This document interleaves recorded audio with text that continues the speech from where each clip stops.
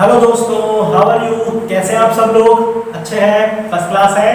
चलिए बच्चों, आज हम लोग स्टार्ट करते हैं एक्सरसाइज 6.2 के आगे के क्वेश्चन। 1 से लेके 6 तक के क्वेश्चन मैंने आप लोगों को ऑलरेडी बता दिया है ना? आपको समझ में आ गए होंगे। और बच्चों, उसका जो वीडियो है उसका लिंक भी डिस्क्रिप्शन में दिया हुआ है, अगर आपको नहीं समझ में आए तो वहां से आप देख सकते हैं, ठीक है ना?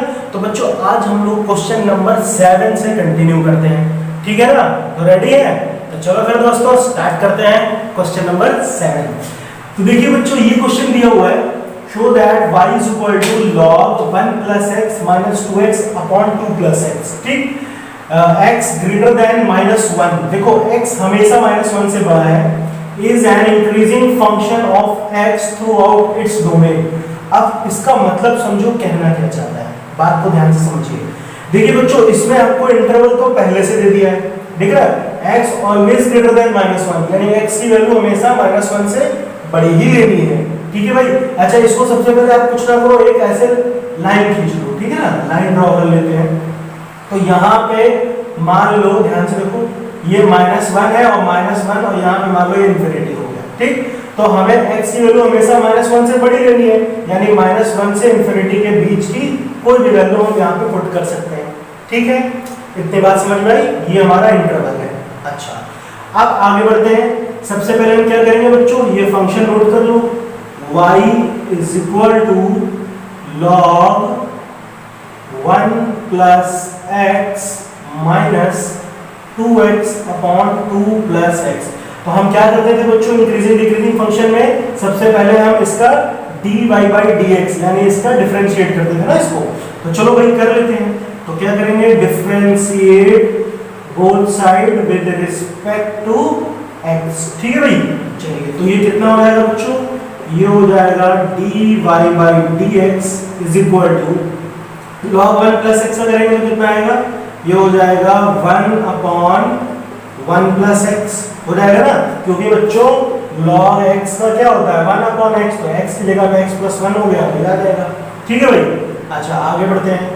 फिर माइनस, देखो इसमें कौन सा रूल लगेगा, क्वेश्चन रूल लगेगा कि नहीं लगेगा?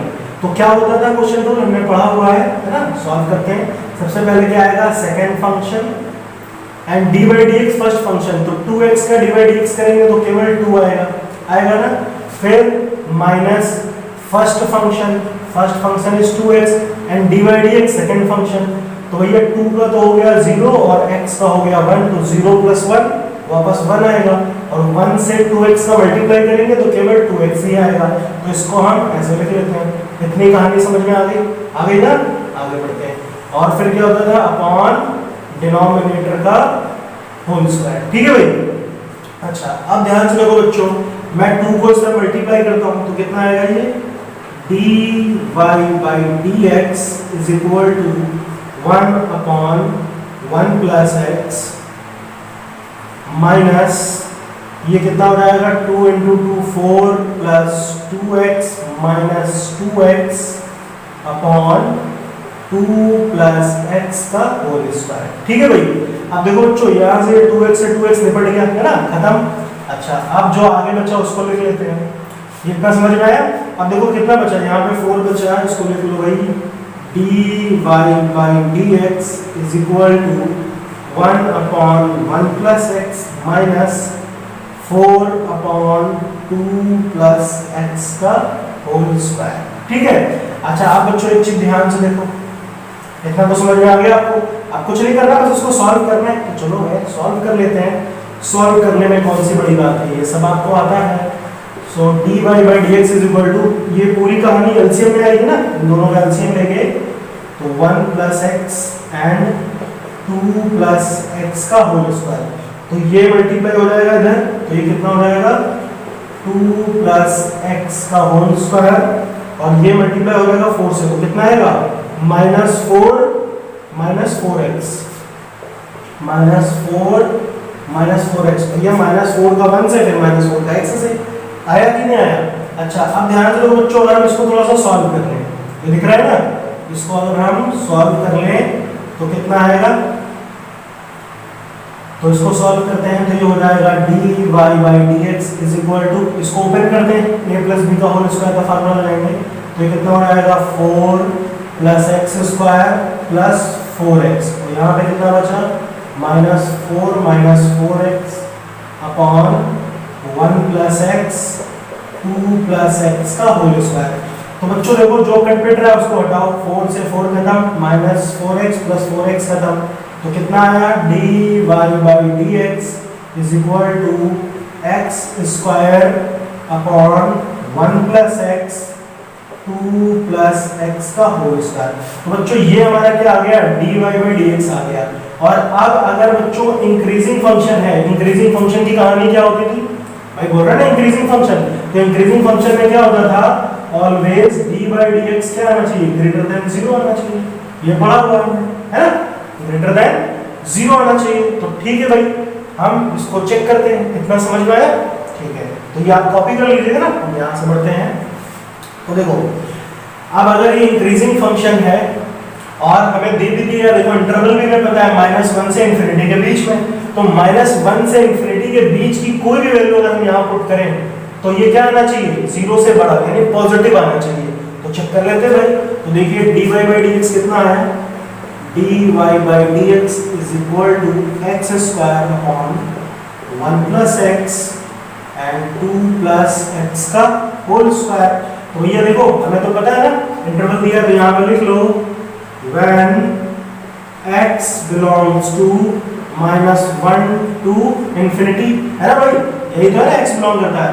तो then dy बाई dx कितना आएगा बच्चों dy बाई dx। तो आप कुछ भी रख के देखो, एक चीज देखो ध्यान से भाई, -1 से इंफिनिटी के बीच की कोई भी वैल्यू, चलो मान लो मैं यहाँ पर 2 लिख लूँ भाई, -1 से इंफिनिटी के बीच में आएगा, चलो यहाँ पर 2 रख के देखो, x की वैल्यू आप 2 पुट करो, कितना आएगा 2 का स्क्वायर 4 हो गया, यहाँ पे पुट करो 2 प्लस 1 3, यहाँ पुट करो 2 प्लस 2 4, और 4 का स्क्वायर 16 आया ना, और 4 से इसको कट करोगे तो कितना आएगा 1/12। तो भैया 1/12 तो हमेशा 0 से बड़ा है कि नहीं, 0 से बड़ा है कि नहीं है, कुछ भी आएगा 0 से तो बड़ा ही है।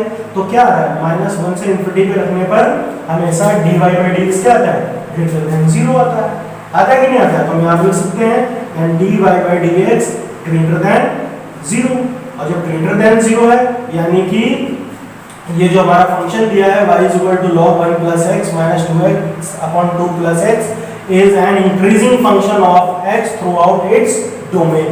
इतनी बात समझ में आई कि नहीं आई, ठीक है ना। तो बस अब इसमें कुछ नहीं करना है, सीधी सी बात है। तो ये क्या हो गया, यहाँ पे सीधा लिख लो हैंस ये जो हमारा फंक्शन दिया है y is an increasing function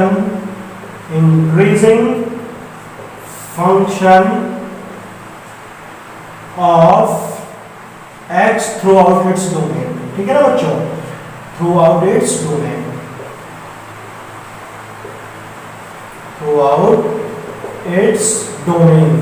तो ये बस लाइन आपको लास्ट में लिखनी है और कुछ नहीं।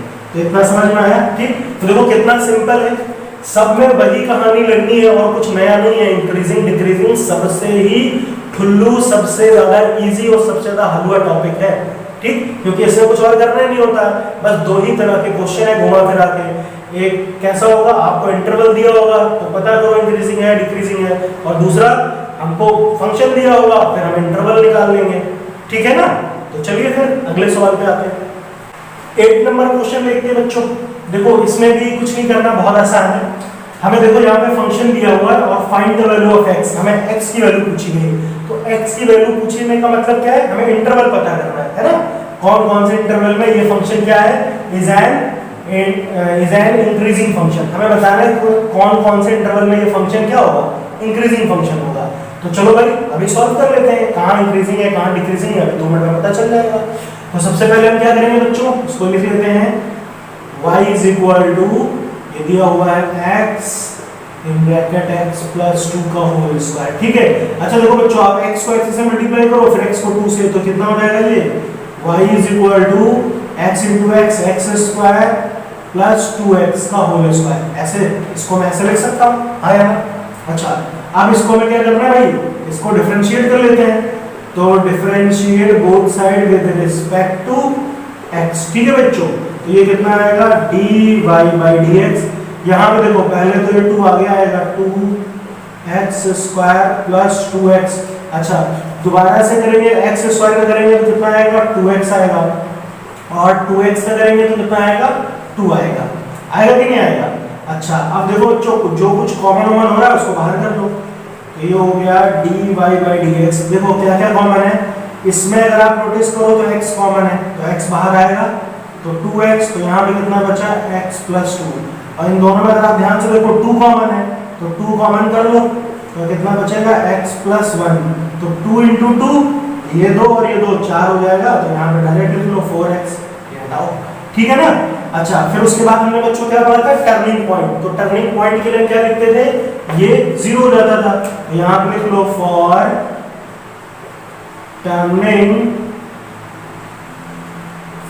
Turning points. टर्निंग पॉइंट्स के लिए क्या होता था बच्चों, dy/dx = 0, है ना। तो अब हम इसको किसके इक्वल रखेंगे, 0 के इक्वल रखेंगे। तो चलो आराम से 0 के इक्वल रख लेते हैं, इसमें कोई दिक्कत नहीं है।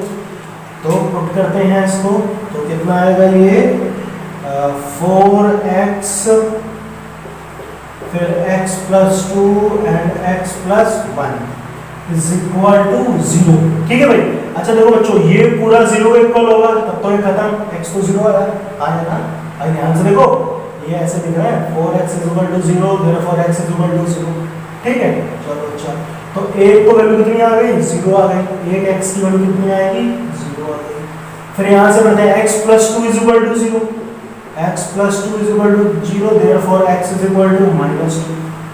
फिर यहाँ पे आओ, x + 1 = 0, therefore x = -1, ठीक है। तो ये हमें 3 वैल्यू मिल गई, बात समझ में आई कि नहीं आई? चलो अब इसको हम क्या करेंगे, नंबर लाइन पे ड्रॉ कर लेते हैं। तो बात को ध्यान से समझो, ये लाइन होगी, ठीक। यहाँ पर हो गया -∞, यहाँ पे +∞।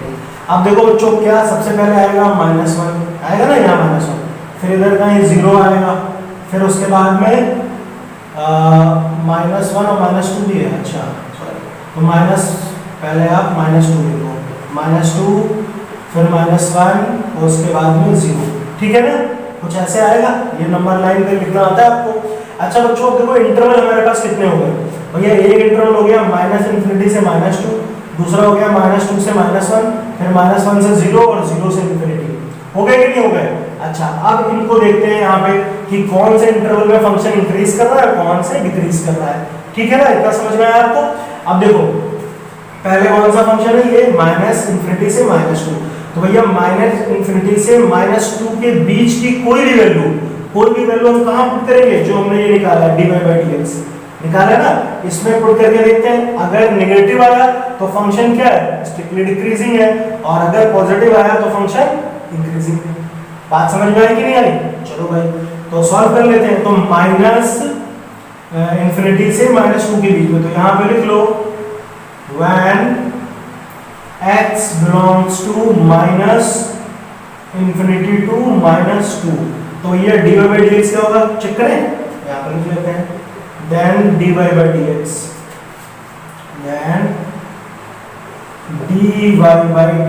कितना आएगा, पहले रख के एक बार चेक कर लो। ये दिया ना, इसके बीच की कोई भी वैल्यू, जैसे -3 ले लो, तो अगर भैया आप -3 रखो यहाँ पे, 4 × -3 माइनस कट रहा है, -3 + 2 तो कितना हो गया, -1, और यहाँ पे -3 + 1 तो ये कितना आया, -2। अब माइनस माइनस प्लस और प्लस माइनस वापस माइनस, तो क्या आएगा, माइनस आएगा ना। तो माइनस आने का मतलब dy/dx 0 से क्या है, लेस है, छोटा है, ठीक है। तो अगर ऐसी कोई कंडीशन होती थी तो हम क्या लिखते थे, स्ट्रिक्टली डिक्रीजिंग। तो अगर x -∞ से -2 के बीच में लेते हैं तो फंक्शन कैसा है, स्ट्रिक्टली डिक्रीजिंग है। क्लियर है? आगे बढ़ते हैं, फिर यहाँ पे लिख लेते हैं when x belongs to, आप कहां से लेंगे, -2 से -1 के बीच में, तो -2 से -1 के बीच में आते हैं, then dy/dx is equal to कितना आएगा, चेक कर लो भाई। तो चलो पुट करते हैं, -2 से -1 के बीच में कितना आएगा भाई, -2 से -1 के बीच में कोई भी वैल्यू आप पुट करके देख लो। तो हम इसके बीच में क्या पुट कर सकते हैं, -2 से -1 के बीच में। अगर आप ध्यान से देखो हम इसके बीच में इसी का हाफ कर लो तो -3/2 पुट कर ले। भाई देखो इसके बीच में आएगा -3/2, -2 -1 के बीच में होगा कि नहीं होगा, तो भैया पुट कर लेते हैं यहाँ पर इसी में। तो -3/2 पुट करो, देखो कितना आता है, यहाँ पे चेक करते हैं। तो 4 × -3/2, यहाँ पे -3/2 + 2 कितना होगा, यहाँ पे देख लो -3/2 प्लस -3/2 + 2, यहाँ भी रख के देखो कितना -3/2 और +1। ठीक है, तो चलो भाई इसको सॉल्व करते हैं। तो ये तो खत्म हो गया, तो कितना आया 2 कट गया ना, तो ये हो गया -6। ये कितना हो जाएगा 4 3 1, तो ये हो गया 1/2। ये कितना हो जाएगा 2 -3 और -2, तो ये हो गया -1/2। ठीक है भाई, अब देखो बच्चों ये माइनस तो प्लस हो जाएगा। तो इसके बीच की कोई वैल्यू रखी हमने, तो आंसर कैसा आया हमारा, पॉजिटिव आया ना, d/dx कैसा आया, पॉजिटिव आया। तो पॉजिटिव आने का मतलब 0 से बड़ा होगा, तो 0 से बड़ा है तो फंक्शन कैसा है, स्ट्रिक्टली इंक्रीजिंग फंक्शन है, स्ट्रिक्टली इंक्रीजिंग। इतनी बात समझ में आई? आया, आ गई ना। चलो अब -1 से 0 और 0 से इन्फिनिटी के बीच में चेक करते हैं, है ना। चलो इसको आप लोग नोट कर लीजिएगा ना, इसको हटा देते हैं। अभी ध्यान से देखिए, तो अब कितना हो जाएगा, इस फंक्शन को ऊपर लिख लेते हैं तो फिर इसकी जरूरत पड़ेगी हमें। dy/dx = 4x x + 2 and x + 1। ठीक है भाई, अच्छा तो इतना तो पता चल गया हमें।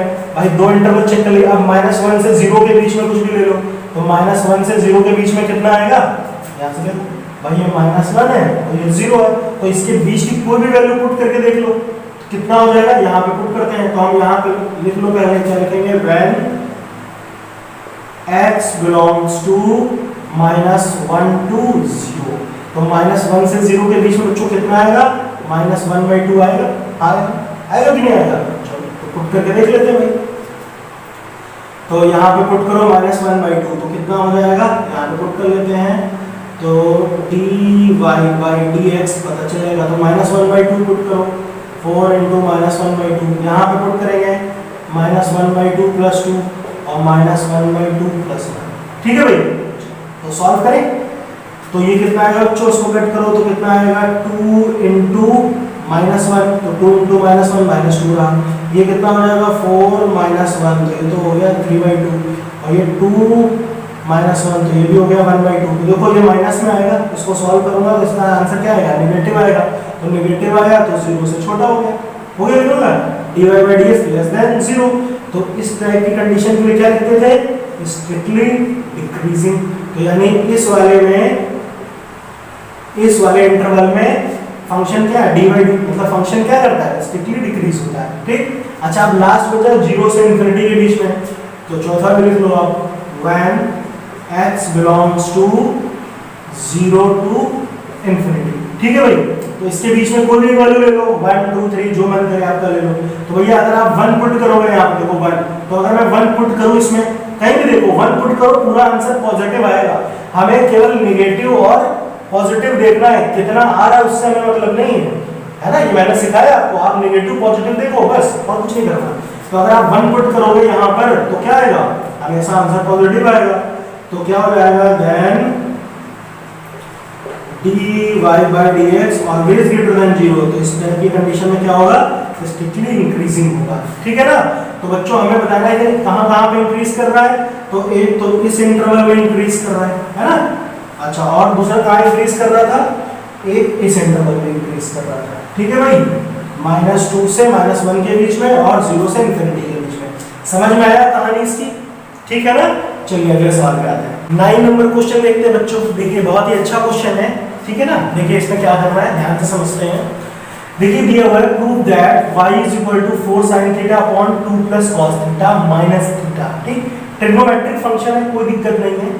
Is an increasing function on theta, और देखो ये क्लोज इंटरवल दिया है 0 से π/2। तो क्लोज इंटरवल तो पता है ना हमें, मतलब हम थीटा की जो वैल्यू है वो 0 से π/2 के बीच की भी रख सकते हैं और 0 भी रख सकते हैं। ठीक है ना, बात समझ में आई। चलो भाई सॉल्व करते हैं। तो सबसे पहले वही कहानी, तो इंक्रीजिंग फंक्शन की क्या कहानी है ना, मालूम है, और स्ट्रिक्टली इंक्रीजिंग की कहानी भी मालूम है। ठीक है, चलो हम यहाँ पे पहले लिख लेते हैं। तो अगर बच्चों का ये इंक्रीजिंग फंक्शन है तो यानी कि f डैश x क्या आना चाहिए, always greater than equal to 0 आना चाहिए। ठीक है ना, ये क्या होगा तब इंक्रीजिंग फंक्शन कहा जाएगा। बात समझ में आ गई? और हमें दिया भी है, देखो क्लोज इंटरवल 0 से π/2। चलो भाई, तो सॉल्व करते हैं, चेक करते हैं इस इंटरवल में इंक्रीजिंग फंक्शन है या नहीं है। तो भैया इसको जब आप सॉल्व करोगे तो ये कितना हो जाएगा, पहले आप इसको लिख लो y is equal to 4 sin theta upon 2 plus cos theta minus theta. तो बस हमें इसको सॉल्व करना है, differentiate both side with respect to.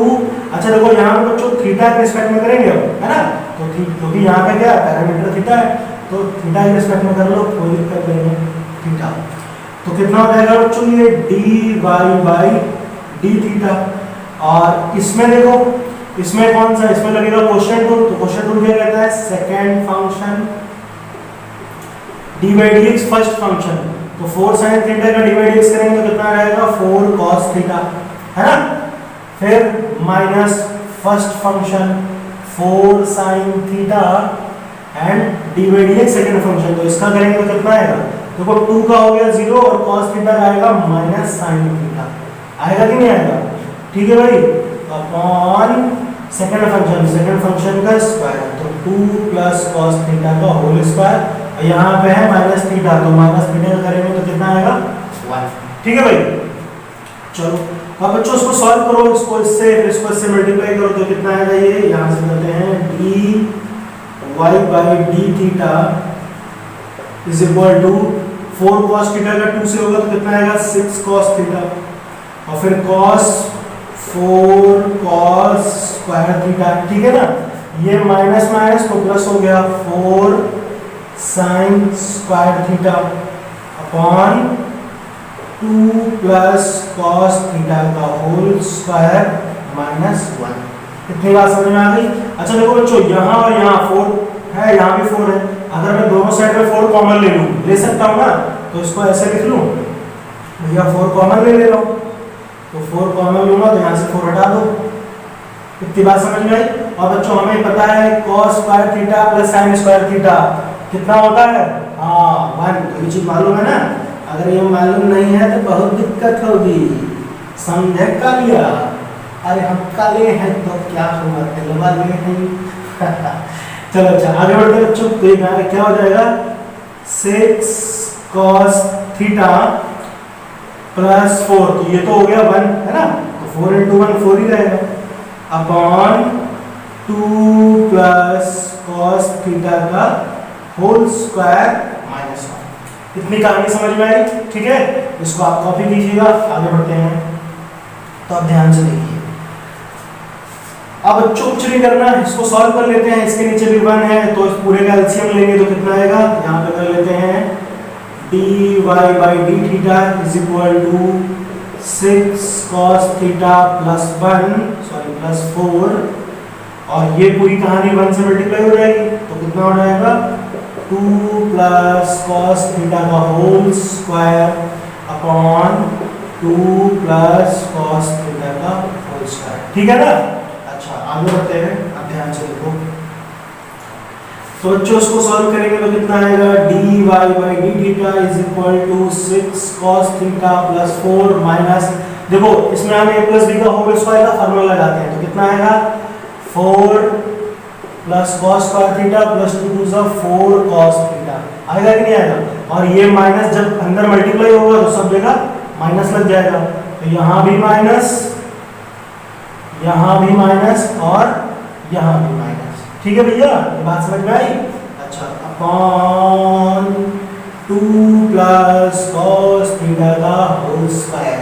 अब देखो भैया कुछ कट पिट रहा है उसको हटाओ, -4 प्लस 4, 6 cos थीटा में -4 cos थीटा करेंगे तो कितना आएगा, यहीं पे लिख लेते हैं आगे, है ना। देखो 6 में 4 माइनस करो तो कितना आएगा 2 cos थीटा, और यहाँ पे बचेगा ये हो गया 2 cos थीटा और minus cos square theta upon 2 plus cos theta का होल स्क्वायर। इतनी बात समझ में आ गई? बोलो हाँ या ना। ठीक है, अब इसको सिर्फ हमें क्या करना है, आगे सॉल्व करना है। तो सॉल्व करने की टेक्निक क्या है बच्चों, चलो आगे बढ़ते हैं। dy by d theta. अब देखो बच्चों इसमें दोनों साइड में चाहो तो cos कॉमन ले सकते हो, है ना। कॉमन करेंगे तो कितना आएगा, तो आप cos कॉमन कर लो तो ये हो जाएगा 2 माइनस cos थीटा, ऐसे भी छोड़ दोगे कोई दिक्कत नहीं, अपॉन 2 प्लस cos थीटा का होल स्क्वायर। तो अब ये हो गया, यहाँ तक dy by d theta solve हो गया। अब देखो बच्चों हमें इंटरवल तो दिया ही हुआ है, कहाँ 0 से पाई बाई 2, और क्लोज इंटरवल है तो हमें 0 भी ले सकते हैं। तो चलो भैया एक बार यहाँ पे देखते हैं पुट करके। यहाँ पे क्या दूंगा मैं, 0 पुट करके देख लेता हूँ। तो यहाँ पे लिखूंगा व्हेन, देखिए ध्यान से, व्हेन x की जगह सॉरी थीटा है, when theta belongs to close interval 0 to pi by 2, ठीक है।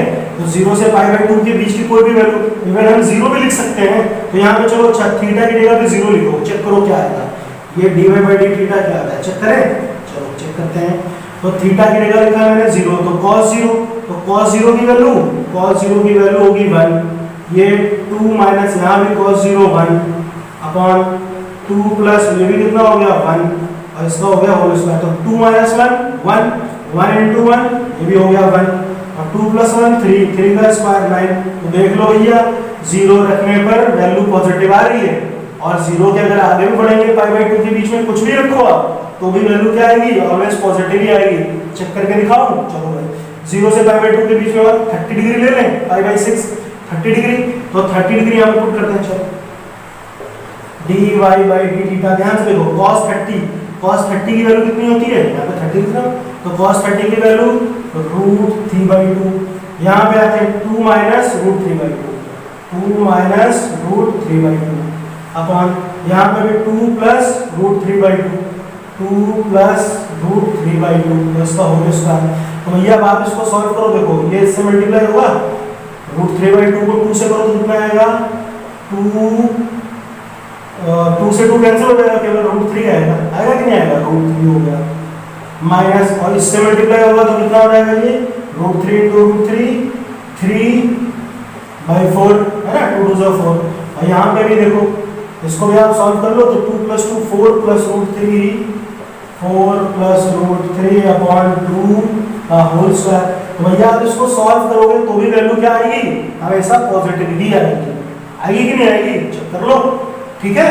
तो आप जब पॉजिटिव आएगी तो देखो भैया 0 रखने पर भी पॉजिटिव आ रही है, और 0 से पाई बाई 2 के बीच में रखने पर भी पॉजिटिव आ रही है, तो फंक्शन क्या हुआ, यानी ये 0 से पाई बाई 2 के बीच में फंक्शन इंक्रीज कर रहा है, ठीक है। आया समझ में, तो भैया यहाँ पर लिख लें, चलो लिख लेते हैं। तो क्या लिखेंगे, व्हेन थीटा बिलोंग्स टू 0 से pi by 2, when dy by d theta always greater than equal to 0, तो ये फंक्शन क्या हो गया, इंक्रीजिंग फंक्शन होगा, क्या होगा, इंक्रीजिंग फंक्शन। इतनी बात समझ में आ गई, चलिए आगे बढ़ते हैं। क्वेश्चन नंबर 10 देखते हैं बच्चों, देखिए इसमें क्या कह रहा है ना, समझते हैं। इसमें हमें बच्चों प्रूफ करना है, prove that the logarithmic function is strictly increasing 0 to pi, भैया 0 टू इंफिनिटी। तो 0 से इंफिनिटी के बीच में लॉगरिथमिक जो फंक्शन होता है, लॉग वाला फंक्शन, वो ऑलवेज स्ट्रिक्टली इंक्रीजिंग होता है। तो बच्चों स्ट्रिक्टली इंक्रीजिंग की कंडीशन हमें पता है क्या होती थी, स्ट्रिक्टली इंक्रीजिंग के लिए ये होता था f dash x greater than 0, है ना, ये हमें मालूम है। तो चलो भाई चेक करते हैं। तो लॉगरिथमिक फंक्शन यहाँ पे लिख लो भैया, let y is equal to log x, या आप ऐसा लिख लो fx is equal to log x, ठीक है भाई। अच्छा अब ध्यान से देखो, मैं इसका डिवाइड कर लेता हूँ, तो जब करेंगे हम इसका differentiate both side with respect to x, तो कितना हो जाएगा ये f dash x is equal to log x आ गया 1/x, ठीक है। और हमें बच्चों इंटरवल दिया है कितना, 0 से पाई, तो सॉरी 0 टू इंफिनिटी, तो 0 से इंफिनिटी के बीच की कोई भी वैल्यू यहाँ पुट करो, देखो ये पॉजिटिव आ रहा है कि नेगेटिव। तो भैया 0 से इंफिनिटी के बीच में जैसे क्या ले लें, 1 ले लें, 2 ले लें, 3, कुछ भी आप पुट करके देखो। यहाँ पे x की जगह पे मैं क्या लिख रहा हूँ, 1 लिख रहा हूँ, तो 1/1 1 आया, ऑलवेज ग्रेटर देन 0। चलो x की जगह पे 2 लिखो, तो 1/2 ऑलवेज ग्रेटर देन 0। तो आप कोई भी x की वैल्यू पुट करो 0 से इन्फिनिटी के बीच में हमेशा फंक्शन क्या आएगा, ग्रेटर देन 0 ही आएगा। आएगा कि नहीं आएगा? हम यहाँ पर लिख सकते हैं when x belongs to 0 to infinity then f dash x always greater than 0। तो फंक्शन क्या हो गया, therefore logarithmic function is strictly increasing 0 to pi। तो ये क्या हो गया, strictly increasing हुआ। समझ में आई बात? ओके। क्वेश्चन नंबर 11 देखिए बच्चों क्या कह रहा है, ठीक है, देखिए ध्यान से पढ़िए। देखो ये फंक्शन दिया हुआ है और हमें प्रूफ करना है कि ये फंक्शन ना तो इंक्रीजिंग है ना तो डिक्रीजिंग है, और स्ट्रिक्टली बोल रहा है ना, स्ट्रिक्टली, ना तो स्ट्रिक्टली इंक्रीजिंग ना तो डिक्रीजिंग। किसके बीच में, -1 से 1 के बीच में। ये दिया हुआ है हमें इंटरवल दिया हुआ है -1 से 1 के बीच में। हमें चेक करना है ये फंक्शन ना तो स्ट्रिक्टली इंक्रीज है ना तो स्ट्रिक्टली डिक्रीज करता है। तो भैया समझो, पहले मैंने क्या बताया था, जब भी आपको इंटरवल दिया तो इंटरवल बना लो। ये -1 हो गया और ये हो गया +1, ठीक है। अच्छा, अब हम पहले इस फंक्शन को सॉल्व करके चेक करते हैं। इसका सबसे पहले d/dx निकालें। तो जो फंक्शन दिया है f(x) = x² - x + 1, ठीक है भाई। चलो तो इसको सॉल्व करें तो कितना आएगा, डिफरेंशिएट करना है भैया, differentiate both side with respect to x। तो ये कितना हो जाएगा, f(x) = 2x - 1। तो फॉर टर्निंग पॉइंट्स हमने क्या समझा था, फॉर टर्निंग पॉइंट्स d मतलब ये f(x) = 0, तो इसको 0 के लिए इक्वल रखो तो कितना हो जाएगा बच्चों, ये f(x) ये दिया हुआ है ना, तो f(x) लिखा आ गया 2x - 1 = 0। Therefore x = 1/2। x की वैल्यू कितनी आई, 1/2। तो 1/2 कहाँ आएगा, इन दोनों के बीच में नहीं आएगा। चलो यहाँ पे लिख लेते हैं 1/2, ठीक है ना। ये कितना है, 1/2। तो भैया इंटरवल हमारे दो हो गए, -1 से 1/2 और 1/2 से 1। तो सबसे पहले यहाँ पे देख लो, when x belongs to -1 to 1/2, ठीक है। तो चेक करो भाई, -1 से 1/2 के बीच में कुछ भी रख के देख लो कि ये फंक्शन कैसा आ रहा है, स्ट्रिक्टली इंक्रीज हो रहा है या स्ट्रिक्टली डिक्रीज हो रहा है। तो -1 से 1/2 के बीच में क्या रखें, कुछ भी रख लो, 1/6 रख लो, इसके बीच में आएगा, आएगा कि नहीं आएगा, 1/4 भी लिख लो, जो भी मानो लिख लो। तो इसमें चेक करते हैं रख के, तो f(x) = 2x की जगह मैंने लिखा 1/6 - 1। तो इसको कट करो तो कितना आया, 1/3 - 1 आएगा। तो बच्चों इसको सॉल्व करेंगे तो कितना आएगा, ये हो जाएगा -2/3। तो भैया यहाँ पे तो फंक्शन क्या आ रहा है, नेगेटिव आ रहा है। देखो माइनस आ रहा है ना, d/dx की वैल्यू नेगेटिव, तो जब नेगेटिव आती है तो 0 से छोटी हुई, तो क्या हो जाएगा, देन f(x) लेस देन 0। तो जब लेस देन 0 होता था तो बच्चों क्या होता था, स्ट्रिक्टली डिक्रीज होता था। हाँ या ना, होता था कि नहीं होता था। अच्छा आगे बढ़ते हैं। अब जब हम बात कर रहे हैं when x belongs to 1/2 to 1, ठीक, इसके बीच में आते हैं। तो अब चेक करते हैं भैया, तो वैल्यू कैसी आएगी, f(x) क्या आएगा, चेक कर लें। तो देखो 1/2 से 1 के बीच में कोई भी वैल्यू लिख लो। 1/2 कितना है, आधा है ना, तो इसको आप लिख लो 3/4। भाई इसके बीच में ही आएगा 3/4, ये तो पता ही है ना। अच्छा तो 3/4 रख के देखते हैं कहाँ पे, इसमें। तो यहाँ चेक करो तो कितना आएगा, ये 2 × 3/4 - 1। तो 2 से कट करो तो 3/2 - 1। तो बच्चों इसको सॉल्व किया तो कितना आया, 1/2 पॉजिटिव। तो पॉजिटिव आने का मतलब ग्रेटर देन 0। तो भैया एक चीज देखो, बात समझ में आ रही है, ध्यान से देखो, मतलब यहाँ से यहाँ तक तो फंक्शन डिक्रीज हुआ और फिर 1/2 से 1 तक फंक्शन क्या हुआ, इंक्रीज हुआ। लेकिन हमसे पूछा गया कि ये यहाँ से यहाँ से मतलब नहीं है, उसने कहा टोटल बताओ -1 से 1 के बीच में क्या हो रहा है। तो भैया -1 से 1 के बीच में फंक्शन बढ़ा, फिर 1/2 फंक्शन घटा था, ये फंक्शन यहाँ पे घट रहा था, फिर यहाँ पे फंक्शन बढ़ रहा था कि नहीं था। ये देखो यहाँ से यहाँ तक फंक्शन घटा, स्ट्रिक्टली डिक्रीजिंग, और फिर यहाँ से यहाँ तक फंक्शन बढ़ रहा है, स्ट्रिक्टली इंक्रीजिंग। तो टोटल में क्या हुआ, कभी बढ़े कभी घटे। तो टोटल में क्या होता था, उसने कहा एक चीज बताओ, या तो बढ़े या तो घटे। तो हमने क्या देखा कि यहाँ से यहाँ तक बढ़ भी रहा है फिर घट भी रहा है। तो इस टाइप के फंक्शन को हम लोग क्या बोलेंगे, neither increasing not decreasing function. ठीक है ना, तो यहाँ पे लिख लेंगे हम therefore ये जो फंक्शन है हमारा therefore fx neither increasing nor decreasing, कहां पर, on -1 to 1। समझ में आई बात है ना। देखो कितना आसान है, कोई ऐसा मुश्किल तो है ही नहीं। मेरे हिसाब से सबसे ज्यादा इजी है ये इंक्रीजिंग डिक्रीजिंग निकालना। क्यों, क्योंकि सबकी कहानी है कि ज्यादा कुछ करना ही नहीं है। ठीक है ना। 12 नंबर क्वेश्चन देखो बच्चों, पूछा गया है कि इनमें से कौन सा फंक्शन है ना, ये दिए हुए हैं, आर स्ट्रिक्टली डिक्रीजिंग ऑन 0 से π/2।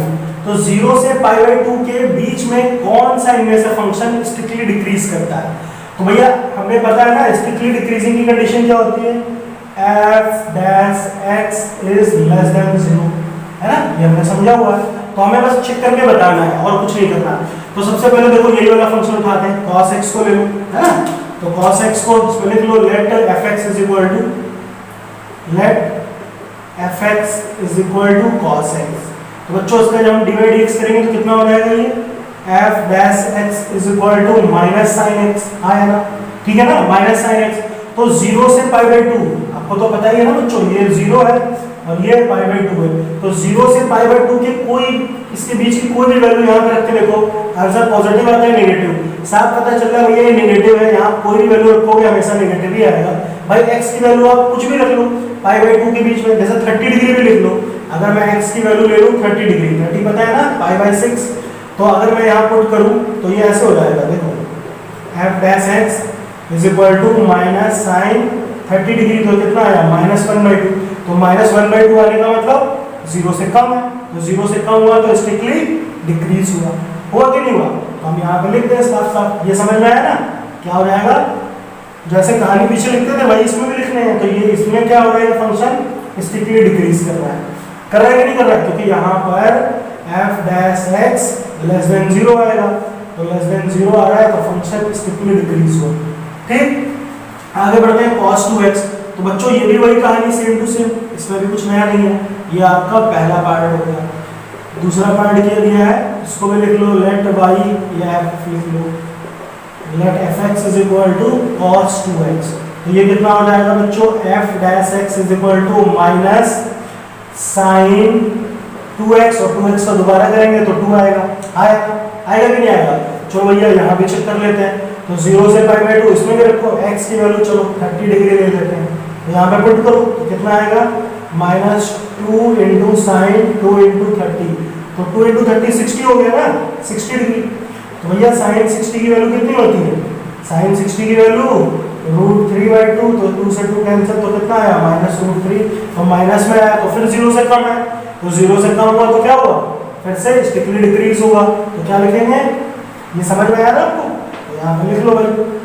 तो f(x) लेस देन 0, तो फिर से फंक्शन क्या हुआ, स्ट्रिक्टली डिक्रीज हुआ कि नहीं हुआ।